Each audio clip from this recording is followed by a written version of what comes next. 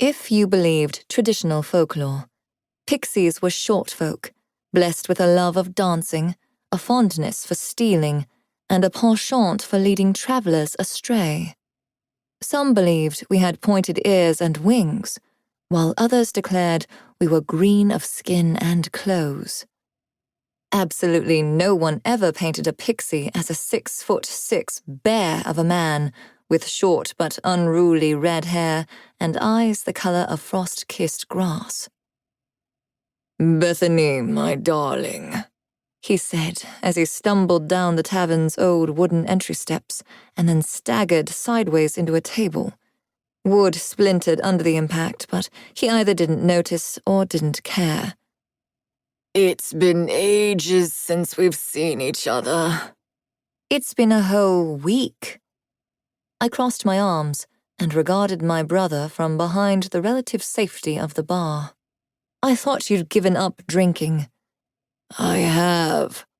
He lowered his voice and dramatically added, "Nary a drop has touched my lips since All Hallows' Eve."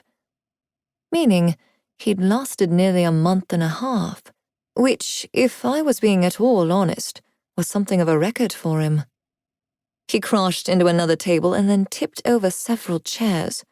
I briefly considered going out to help him, maybe directing him onto a chair rather than into them, but he was 10 inches taller than me and twice my width.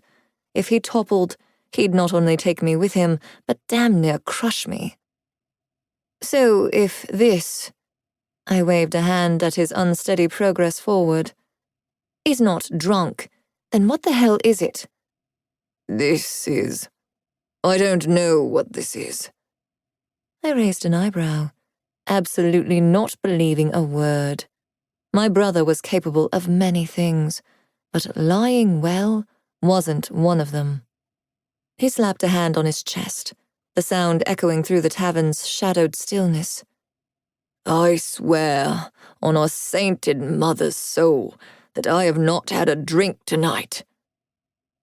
Our mother had been no closer to sainthood than one of the shadow folk, but he'd never make such a declaration if it weren't true. He crashed again, this time driving a table into one of 5 sturdy oak posts that basically held up the place. The table shattered, and he crashed to the floor in an ungainly heap. "Up," he muttered, suddenly sounding a whole lot more sober and serious. "Help me up. I need to leave." "When you've only just gotten here. This has to be a record for sibling visits, Lugh." "It's not a visit. I was just taking a shortcut." "To the lane? Why?" "Easier to get lost."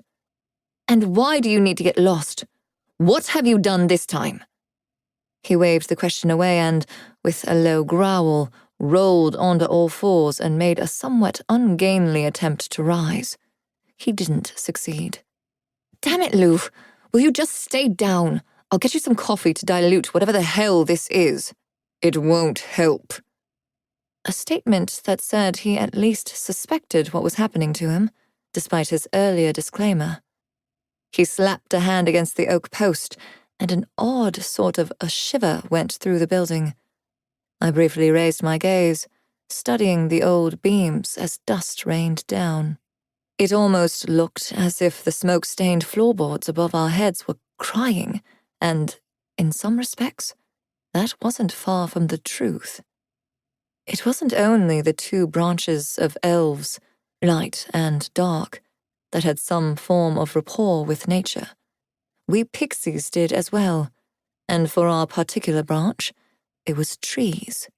Whether they were alive or dead, in the forest or in furniture, didn't matter. We could manipulate it all. That oak post, and indeed the entire structure of the building, had reacted to the unintended fierceness behind the blow. "Up," he repeated. "I must get up."